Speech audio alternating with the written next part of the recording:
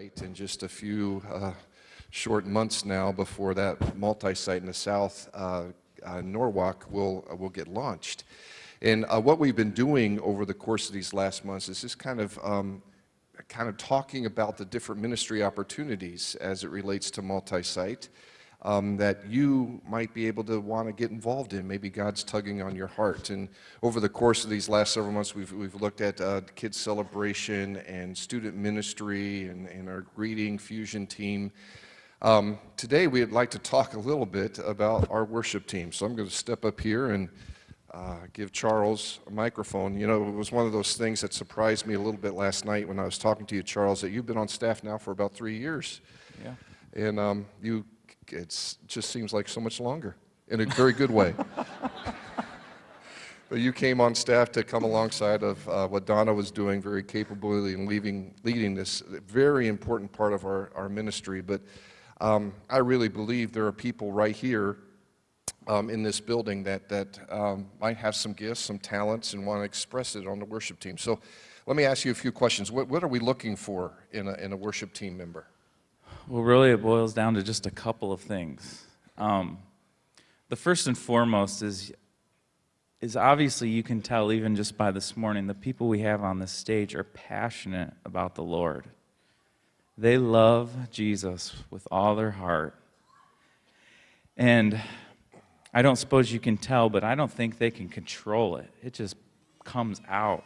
They're the people who sit out there on the weekends that you think are going to explode. And they almost have to be here. They can't not be here.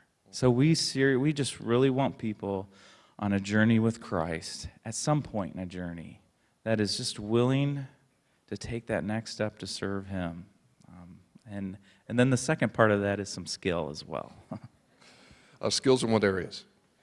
Honestly, in every area, we need everything from singers to guitar players and drummers and anything in between. And refrigerator players. Refrigerator. I love that instrument.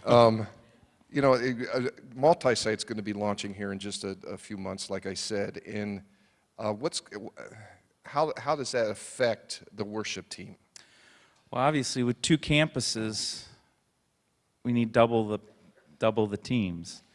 So what you see here on the weekends it needs to be duplicated to another location. So it's going to require a lot more help to make that happen. You know, just a few days ago, you were telling me that you read an article of 2 big myths that keep a lot of us sitting here instead of being up here. And I love those 2 myths just to kind of expose them. But could you tell us what they are? Sure. You know, myth number 1 for y'all sitting out there, I think people say, well, they must not need me because they have people on stage every weekend. And I think those of you out there who could potentially be on the worship team are saying they have plenty of people, I'm not needed. To which I would respond, we have plenty of people because we have an amazing group of servants on the worship team. We have people on this team that serve multiple weekends a month and give an amazing amount of time and effort to be here. That's why the stage is always full. So that myth is busted. We need more people. Myth number 2 I read was that people say, well, all of those people up there are amazing musicians. They're awesome. I'm not that good, so I'm not needed. It's true. The Lord has blessed this church with an incredible group of amazing musicians. That is definitely true. However, because of that, because we have been blessed with that, I have seen these people, whether singing or playing instruments, come around alongside others that maybe are learning and just help them along and give them little boosts here and there and spend time with them. So to be perfect is not necessary. We want excellence, but not perfection. So we want people that have a heart to be on a journey Definitely. and to improve. So we need skill, heart, and people willingness to be on the journey. Yeah. Awesome.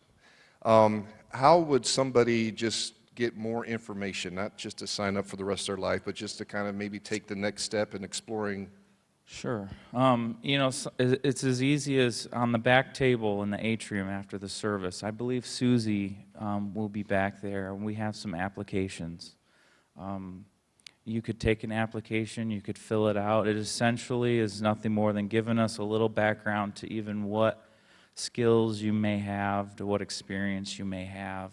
That's the first step. Get us back that. Let us see who you are. Let us meet you. Let us spend a little time with you.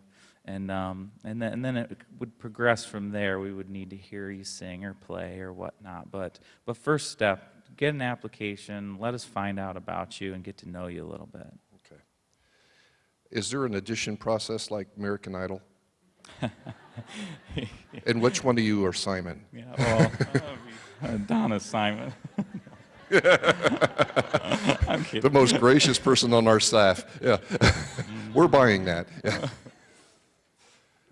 Okay. Yeah. One of the biggest joys I have in this multi-site heartbeat deal that we do here is not just hearing from the directors of the ministry or developers of the ministry. We want to hear from actual volunteers.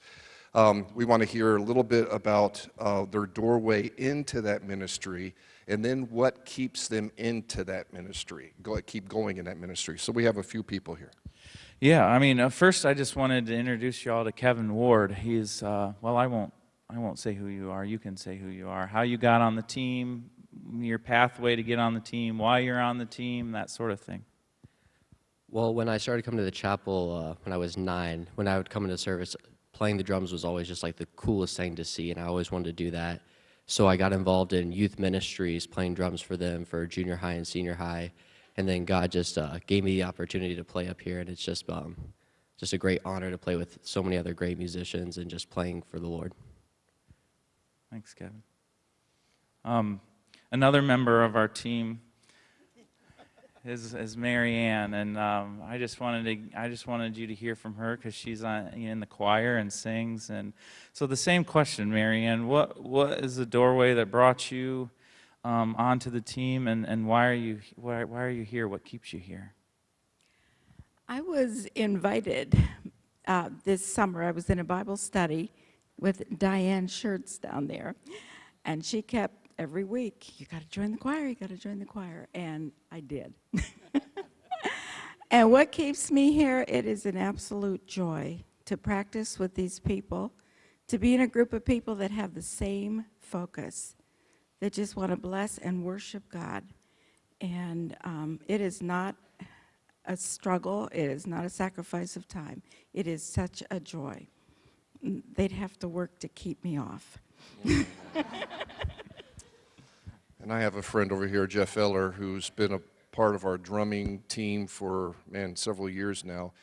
He's one of those people that I don't think he sits much when he plays. If you watch him, we're constantly replacing drum heads every weekend here. What was your doorway in, and what keeps you involved?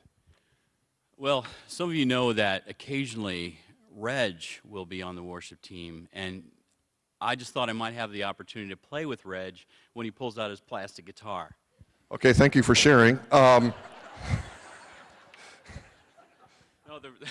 the real reason, or the real story.